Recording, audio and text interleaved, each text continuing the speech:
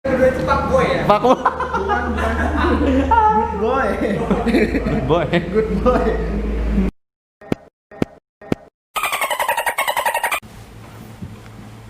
Assalamualaikum warahmatullahi wabarakatuh. Waalaikumsalam warahmatullahi wabarakatuh. Kita bertemu lagi di episode yang entah episode keberapa. Jadi pembahasan kita malam ini membahas apakah perlu biaya kuliah itu digratiskan. Jadi kita malam ini kedatangan narasumber salah satu mahasiswa LLM yang berprestasi lah. Waduh, alhamdulillah belum. Sebenarnya ingin. Ini mungkin perkenalkan diri sendiri aja. Ya, perkenalan. Oke, perkenalkan nama saya. Nama asli ya, mungkin nama asli Nama saya. asli. Nama asli Muhammad Kusairi. Tapi kadang-kadang kawan-kawan memanggil saya dengan sebutan Gaga. Gaga. Kenapa Gaga. jadi Gaga? Mungkin sejarahnya panjang, Nah. melebihi daripada sejarah apapun gitu. Nah, Bro, pokoknya bro, biar gini. biar bersih ya kan. Mulut. Jangan. Kita mengikuti anjuran pemerintah gitu ya kan. Jadi kita membahas apa nih? Gak terkait OKT atau SPP. Iya. Kan ada kisruh bahwa apa nih? Dengan adanya pandemi COVID-19 habis itu berdampak ke usaha-usaha orang tua, habis itu banyaknya orang-orang yang di PHK, diberhentikan bekerja, habis itu pendapatannya berkurang, habis itu ada gagasan bahwa biaya kuliah 2 semester atau 1 semester itu digratiskan. Kalau pandangan Gaga gimana Kak? Yang pertama yang pasti kita tidak menyalahkan siapapun ya kan. Di tengah pandemi corona yang saat ini menyerang bahkan bukan hanya Indonesia gitu kan, negara lain pun juga. Cuman yang kita harapkan adalah bahwa kita lihat dari beberapa kondisi dari survei yang kami lakukan dari kawan-kawan gitu, melihat bahwa memang kawan-kawan banyak mengeluhkan bahwa harus ada kebijakan gitu. Bukan tentang apakah UKT itu harus dibebaskan atau digratiskan atau di apa gitu ya. Yang pasti yang diinginkan kawan adalah adanya kebijakan yang mungkin dikeluarkan oleh pihak-pihak kampus gitu. Dari masing-masing kampus. Iya, dari masing-masing kampus. Kalau yang saat ini kalau di Unlam misalnya, Yang di Unram alhamdulillah mungkin sebenarnya sudah ada kebijakan tentang pulsa. Mungkin ya pulsa itu ya mungkin sebagian kawan-kawan menganggap Pak sudah menolong mereka gitu. Tapi yang kita ketahui sampai saat ini pun belum ada realisasinya gitu. Bahkan cuma ada pendataan gitu. Kalau dari jurusan saya pun sebenarnya sudah ada pendataan. Cuman kalau untuk jurusan lain kita kurang tahu apakah ada pendataan atau tidak. maksudnya pulsa atau kuota internet Kota internetnya untuk masing-masing iya, mahasiswa. masing-masing karena sekarang, dari kampus. iya dari kampus. Sekarang kita kan sudah kuliah online gitu ya kan. Mungkin itu. Sudah direalisasikan belum? Belum. Sampai saat ini sebelum gitu kan. Lalu bagaimana nih? Kan banyak contohnya kawan-kawan yang domisilinya itu di anggaplah pedalaman atau susah sinyal. Iya. Itu dapat juga.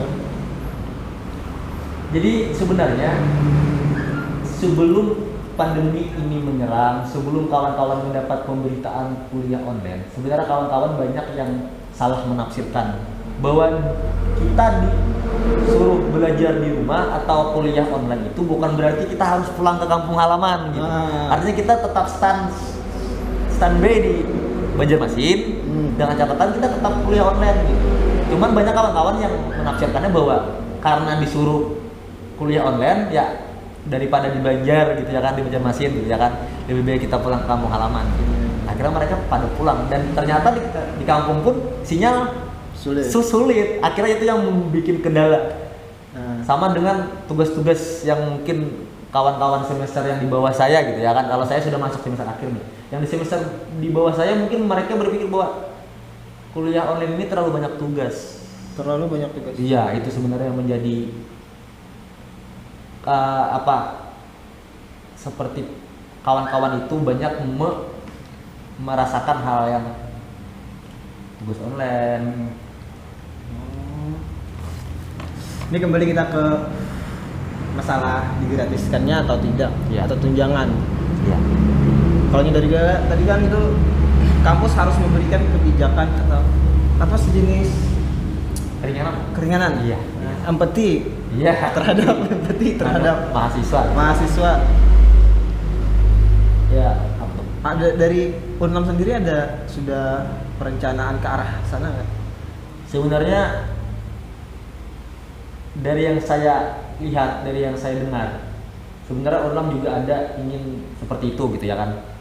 Ingin adanya kebijakan yang bisa dikatakan pro terhadap mahasiswa gitu.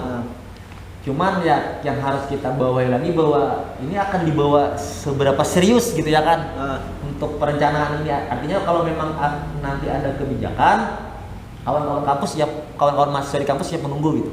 Artinya entah kebijakannya itu peringanannya dalam bentuk pengurangan saja ataupun pembebasan, saya kira itu tidak jadi masalah gitu. Yang penting ada keringanan untuk kawan-kawan mahasiswa, yang mana kita tahu sendiri kan orang tua ada yang terdampak inilah itulah kan dari faktor ekonominya gitu. Di sosial ekonomi terganggu. Iya betul. Orang tua pusing, kepayang gitu ya kan. Mencarikan biaya. Apa yuk?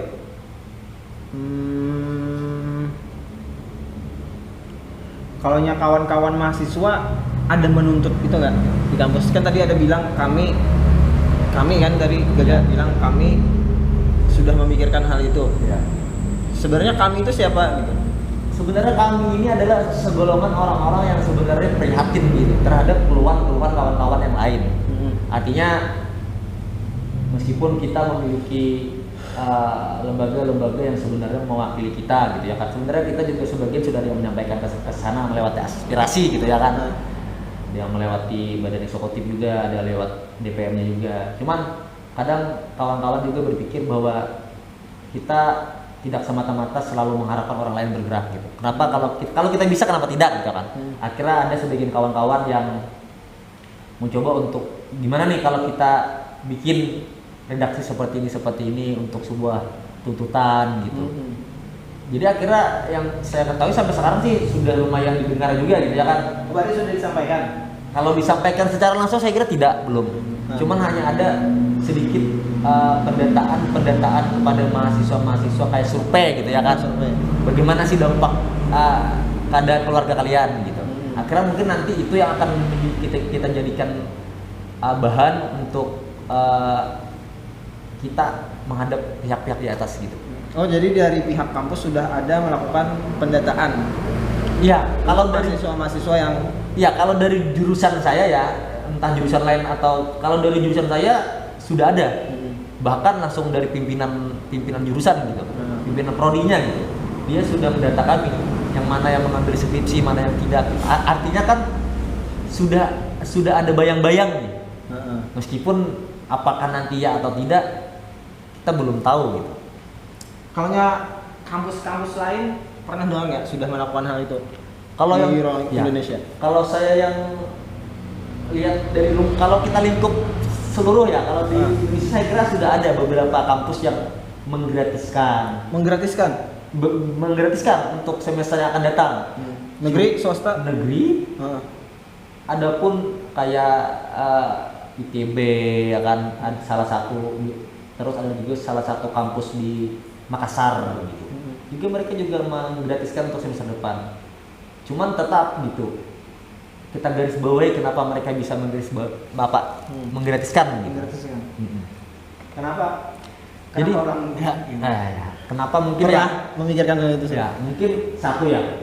Memang kenapa Unlam belum, mungkin karena status PTN-nya itu kayaknya kalau tidak salah ada 3 status PTN. Kalau 3 atau berapa ya, cuman PTN yang sudah menggratiskan mahasiswa untuk semester itu adalah PTN yang sudah memiliki status mungkin BLU atau PTNBH gitu.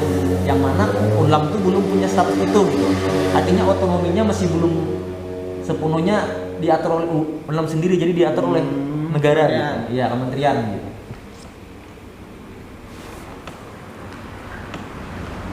Unlam. Berapa mahasiswa di sana? Saya kira banyak ya. Kalau 12.000 lebih mungkin. Orang tua kerja apa enggak? Orang tua saya sekarang jadi petani sambil kerja juga di ya mungkin perusahaan gitu. Berimbas nggak? Sangat Pandemi. berimbas. Jadi yang biayain kuliah Orang tua. orang tua. Jadi menurut Kang mah itu tuh patut untuk dipikirkan kampus-kampus yang ada di Banjarmasin. Sebenarnya kita meminta kebijakannya gitu ya kan. Maksudnya meminta kebijakannya oleh pimpinan-pimpinan kampus gitu. Bagaimana caranya agar di semester depan ini memang kawan-kawan bisa merasakan gitu yang namanya keringanan terhadap kampus mereka sendiri gitu. Artinya kan bukan berarti, tapi juga untuk kawan-kawan mahasiswa sendiri jangan sampai ketika kalian meminta hak tapi tidak mengerjakan kewajiban gitu. Yang kuliah mungkin kerjakan tugasnya, yang kuliah online kerjaan tugasnya, yang menggarap skripsi tetap kerjakan skripsinya. Artinya ketika kita meminta hak kita juga harus mengerjakan kewajiban kita gitu.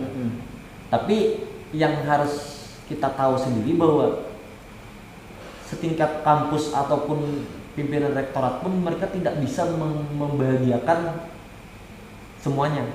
Artinya nanti apakah ada yang diuntungkan atau tidak, itu kita tidak boleh saling menyalahkan gitu. Saya kira ketika kita sudah meminta, saya kira ketika sudah didengar apapun nanti keputusannya, ya kita bisa menerima gitu. Rokok. Biasa saya menjaga marwah mahasiswa gitu ya kan, jadi tidak bisa. Rokok. Iya. Ada kemungkinan nggak nih di balik pandemi COVID itu nanti banyak, ini kan kita tahu sendiri bahwa media massa itu memberitakan bahwa banyaknya masyarakat kita yang di PHK, habis itu pendapatannya pun berkurang, kan pasti berimbas ke mahasiswa biaya kuliah. Ada kemungkinan enggak mahasiswa ini berhenti kuliah lantaran tidak bisa membayar kuliahnya? Kalau berhenti saya kira tidak. Tapi kalau yang mengeluh mungkin banyak gitu ya kan. Ya makanya artinya kan ini kan juga sebagai bahan kajian nih dari pimpinan kampus gitu ya kan, untuk bagaimana nanti ke depannya gitu. Apakah perlu kebijakan ini memang sangat perlu atau tidak? Saya kira pimpinan pun sudah bisa menimbang gitu ya kan. Saya kira untuk dampak ekonomi pasti berdampak gitu kan. Nah, apalagi kan orang Indonesia kan pekerjaannya kan non formal, kebanyakan non formal. Terusnya seperti itu. Sampai mana nih pembicaraannya bagian kawan-kawan di Unlam ke pihak kampus? Mungkin sampai sekarang cuma sekedar survei, sekedar menyampaikan lewat mulut ke mulut, tidaklah pakai surat yang resmi gitu. Maksudnya secara nyata gitu, untuk mengajukan aspirasinya. Mungkin ini sudah disiapkan, tapi kalau apakah sudah terlaksana, ya mungkin terlaksananya hanya bentuk dari mulut ke mulut gitu. Karena saya kira pimpinan-pimpinan kampus pun juga mempunyai banyak telinga gitu ya kan, kawan-kawannya apa Agen intelijen. iya, agen intelijen banyak gitu ya, mungkin sudah mendengar juga gitu ya kan, apa sih keluhan gitu. Yang pasti patut untuk dipertimbangkan. Iya, patut. Kita menuntut bukan sekedar menuntut gitu, kita kan meminta bukan sekedar meminta gitu. Semester berapa Kak? Saya semester 8 Di fakultas? keguruan. Guru. Ini guru. Iya.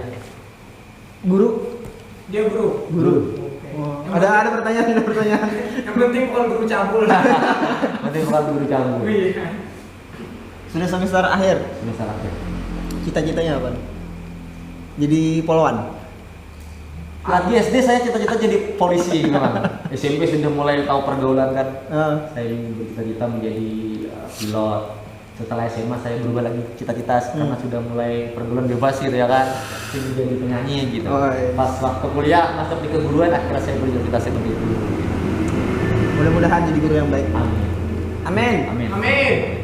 Gak terkait kita kembali ke perkuliahan online. Iya. Kan ini hilangnya apa nih? Interaksi di kampus, hilangnya suasana kampus. Habis itu kita berganti ke tatap layar. Iya. Ada komentar yang saya Sebenarnya apakah kita merindukan bertemu langsung? Saya kira orang-orang yang pernah merasakan yang namanya jatuh cinta pasti merindukan gitu ya kan. Apakah kita rindu langsung bertemu ya pasti gitu.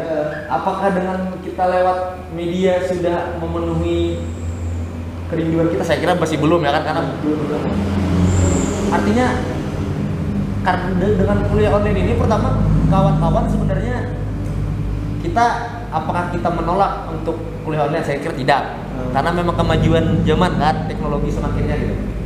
Tapi yang pasti kalau kita berbicara kerinduan kuliah langsung ya pasti gitu ya kan. Yang mana ya jujur ya, kalau saya sebenarnya kalau kadang konsul skripsi itu saya suka yang kalau ditanya dosen kenapa tulisannya seperti ini, kadang kan kita ada argumen balik gitu. Iya. Seperti ini Pak, karena saya mengambil di buku pedoman dan sebagainya gitu. Sekarang kan kita mainnya online. terbatas Ya terbatas. Kadang sebagai dosen cuma meminta kirim lewat email, lewat WA. Akhirnya tidak ada argumen. Terkait kuliah online lagi nih, ada kendala nggak dari Gaga sendiri atau kawan-kawan? Kalau dari saya sih enggak ya, karena dosen saya ini lumayan paham dengan teknologi, bukannya mengatakan dosen yang tidak paham ya. Tapi saya kira dosen saya ini sangat mudah untuk lewat online gitu. Meskipun tapi kadang kendalanya cuma kadang kita tidak memahami apa yang dikoreksi beliau gitu kan. Kadang kan kalau kita langsung dikoreksi kan beliau kan langsung mengatakan ini dia penulisannya harus seperti ini, misalkan seperti ini gitu ya kan. Kalau di online kan dia cuma menyelipkan komentar di sampingnya gitu. Akhirnya kita bingung apa sih artinya ini gitu, ini gitu ya kan. Dan untuk kawan-kawan yang masih semester yang masih ada kuliahnya, mereka mengeluhkan terlalu banyak tugas gitu. Tugas. Artinya gini kan. Nah, tugas itu ya kadang kuliah itu kan kita ada teorinya dulu kan, menyampaikan ini seperti ini, baru diberi tugas. Minggu depan dikumpul. Sekarang sudah karena online mungkin ya juga ngejar target, akhirnya tugas terus gitu. Itu beberapa mahasiswa yang tanya gitu. Kalau dikatakan Sebenarnya salah sendiri kenapa harus jadi mahasiswa? ya sebenarnya ini resiko mahasiswa gitu. Resiko kan? mahasiswa. Harus di absen, harus belajar, dan dosen juga harus mengajar.